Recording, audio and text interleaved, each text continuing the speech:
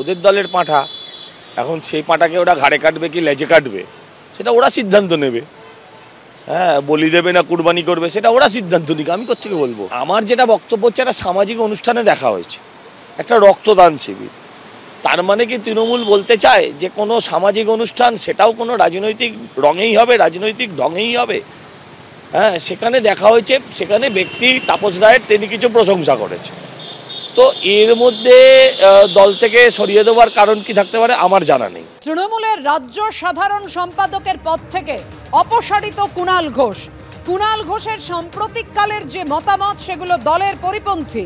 এগুলি সম্পূর্ণ কুণাল ঘোষের ব্যক্তিগত মতামত। কুণাল ঘোষের মতামত দলের নীতির সঙ্গে সামঞ্জস্যপূর্ণ নয়, প্রেস বিবৃতি দিয়ে জানিয়ে দেওয়া হলো তৃণমূল কংগ্রেসের তরফে। আর তারপরই কুণাল ঘোষ বলেন যে আমি তৃণমূলে ছিলাম, আছি, তৃণমূলের থাকারই চেষ্টা করব। ইঙ্গিতপূর্ণ মন্তব্য কুণাল ঘোষের।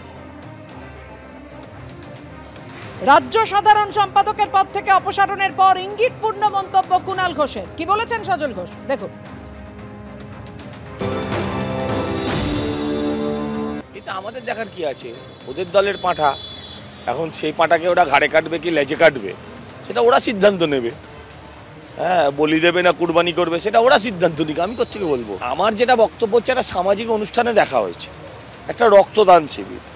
তার মানে কি তৃণমূল বলতে চায় যে কোনো সামাজিক অনুষ্ঠান সেটাও কোনো রাজনৈতিক রঙেই হবে, রাজনৈতিক ঢঙেই হবে?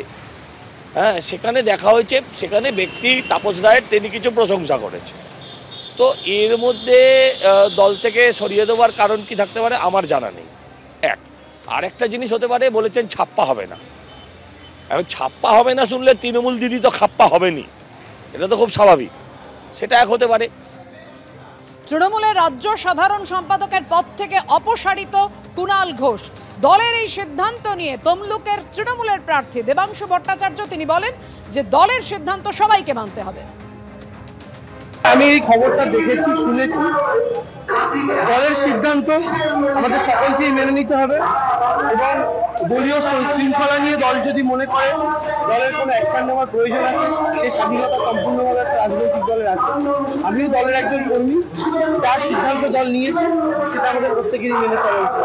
কুণাল তার পর্যবেক্ষণ যা সেটা বলেছেন এবং কুণালের বিরুদ্ধে সেটা ওদের অন্তর্দলীয় ব্যাপার, আমার কিছু বলার নেই। তাহলে কি তৃণমূল দলে সৌজন্য বা গণতন্ত্রের কোনো জায়গা নেই? এরপরে কি বিবাহ বাড়িতে সামাজিক অনুষ্ঠানে যাওয়ার ব্যাপারেও কি ওরা লিস্ট দেখে যাবে?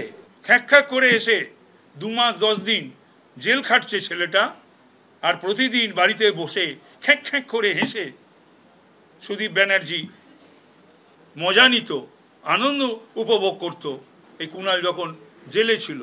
নিশ্চয়ই সেটা ও ভুলে যায়নি। কতজনকে শোকজ করবে, কতজনকে সাসপেন্ড করবে?